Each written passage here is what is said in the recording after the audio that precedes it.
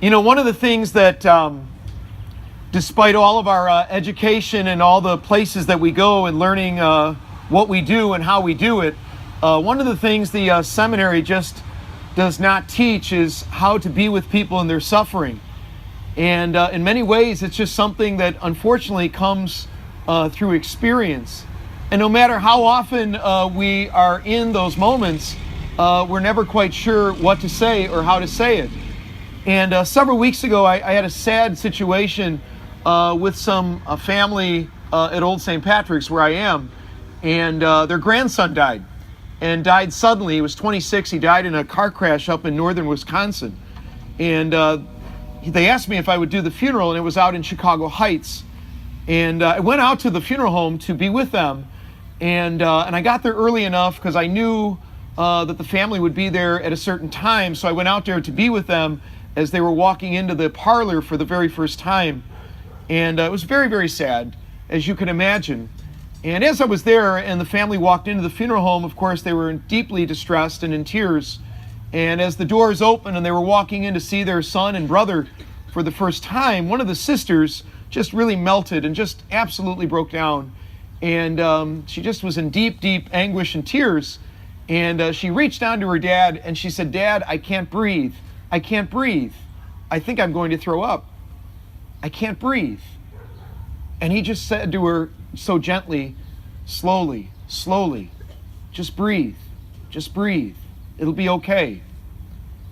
And I just stood there and I was just amazed, and just hearing those words, "I can't breathe, I can't breathe," and him saying to her, "Breathe, slowly, slowly." I think about that as we gather on this day in the Easter season, and on this Mother's Day as well. And when you think about so much of our journey, and oftentimes when we literally feel like we're out of breath, when we feel like we can't make sense of this, and we're not quite sure in what direction life is going, and we feel as if we can't breathe, we gather on this day and we read this text from John's Gospel, and sadly, this is one that often we hear at funeral liturgies, but it is the one that is for today in this Easter season. And it's when Jesus says to his troubled friends, "Breathe, I want to be this life for you. I am the way, the truth, the life. I want to breathe this life into you so that you'll go and breathe this life into somebody else."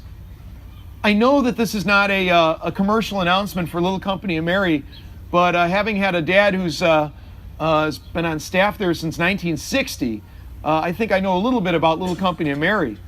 And one of the things that I've always been impressed with is the founding of the order itself, the sisters, and these great holy women.